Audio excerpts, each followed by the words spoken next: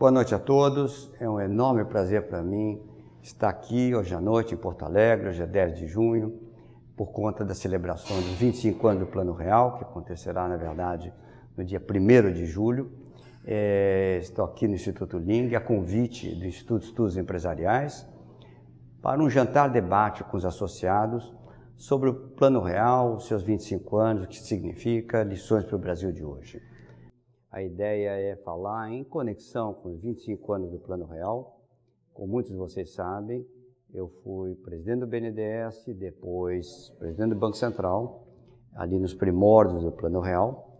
Participei desde o começo do processo até o Fernando Henrique já presidente, enquanto ele era ministro da Fazenda, depois, quando se tornou presidente da República.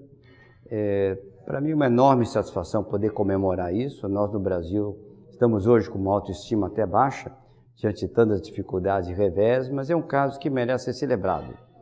É um plano original, saiu de um paper acadêmico que eu tinha escrito 11 anos antes, juntamente com André Lara Rezende, enquanto professores da Católica do Rio de Janeiro, que nós tivemos a oportunidade de colocá-lo em prática.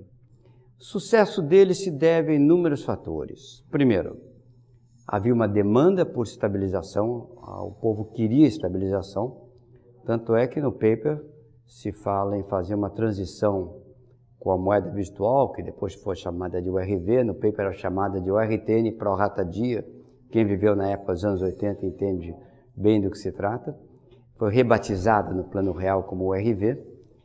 Nós falávamos no próprio plano de estabilização que esse processo demoraria de 2 a 3 anos, até a livre conversão de todos os contratos para a moeda indexada. Na prática foram 3 meses, né? Para mostrar o grau de adesão que o plano teve. Foi um plano a mercado, precedido por ajuste fiscal, certamente, mas a conversão para a moeda indexada dos contratos foi livre. É um plano sem precedentes, não tem nenhuma grande hiperinflação no mundo que tenha terminado no formato parecido com a do Plano Real. Mas talvez o mais importante disso é que foi concebido não como um plano de estabilização em estrito senso, mas como o início de um plano de reformas para o país. Reformas que duraram os 8 anos do governo Fernando Henrique Cardoso. Para sustentar o Plano Real, e hoje temos inflação baixa, até hoje temos inflação baixa, apesar de, claro, que os governos de esquerda fizeram um bocado para tentar retirar as bases da estabilização, mas o fato é que nós aqui estamos, foram implantadas uma série de reformas. Foram reformas importantíssimas. A quebra dos monopólios de telecomunicações, quebra do monopólio do petróleo, o início agressivo de privatizações no Brasil, o fim dos bancos estaduais, alguns poucos sobraram, no caso do Rio Grande do Sul é exceção, mas acabou, os bancos estaduais como um todo terminaram e foram privatizados. O Vale do Rio Doce foi privatizado, inúmeras Eletrobras, boa parte do tempo foi privatizado. Além da privatização, havia um bloco de abertura comercial importantíssimo, havia um bloco de criação de agências reguladoras, foi feita a Lei de Responsabilidade Fiscal, montou-se o que até hoje existe, o tripé macroeconômico.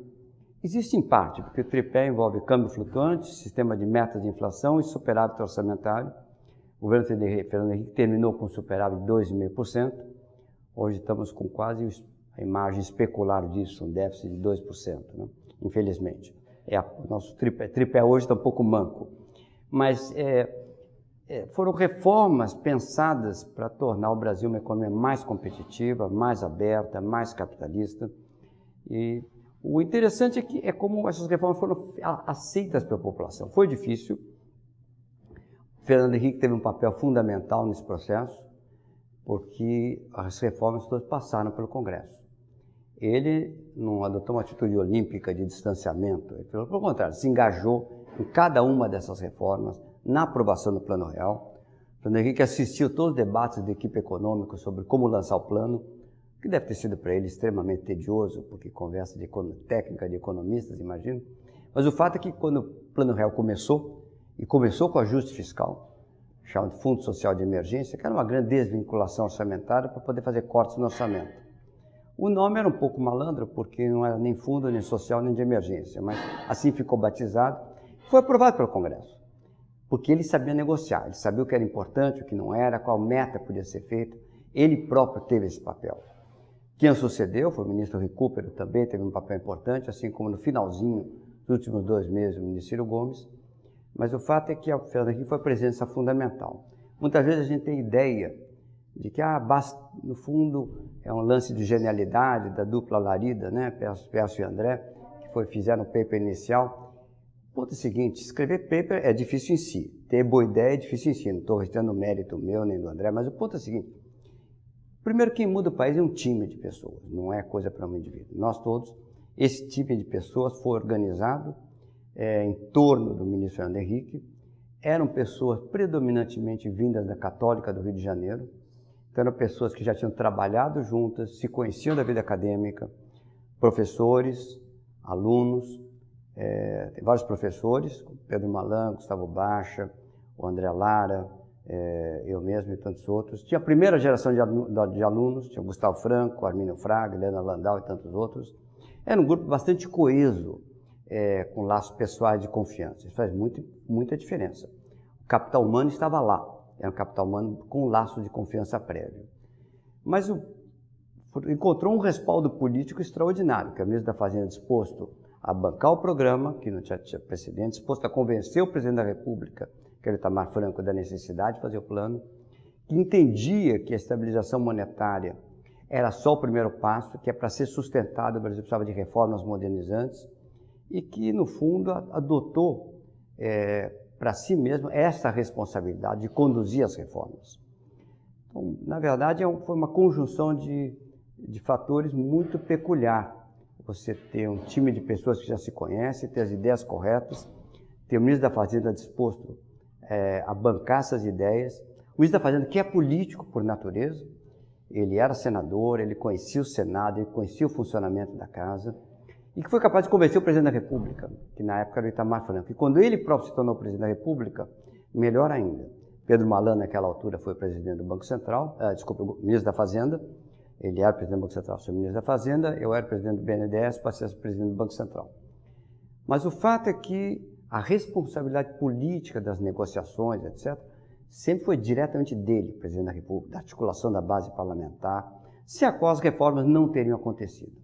Então foi uma conjunção de fatores, quase que um alinhamento de estrelas, entre um time muito capacitado, ideias claras, uma plataforma modernizante, que é o que o país precisava, e uma liderança política capaz de abraçar aquelas reformas e fazê-las vingar através de negociações longas, difíceis com o Congresso Nacional. E assim foi. É uma história foram 8 anos de extraordinário sucesso. Obviamente, quando Lula assumiu, ele se referiu à herança maldita porque era contra as ideias mais retrógradas do PT e da esquerda, que infelizmente dominaram o país durante muito tempo. Mas é um caso a ser lembrado, porque é uma experiência de sucesso, é uma experiência que mostra que se nós tivermos um presidente iluminado, capaz de entender os problemas, negociar politicamente, uma equipe econômica coesa, com inteligência e habilidade para lidar com as situações, o Brasil pode dar certo sim. Então eu termino aqui com uma mensagem de otimismo. Eu sei que a situação é muito difícil, nós estamos longe de ter o presidente Fernando Henrique no poder, infelizmente hoje, mas espero que, apesar de todos os percalços, o Brasil consiga avançar na direção certa. Muito obrigado a vocês.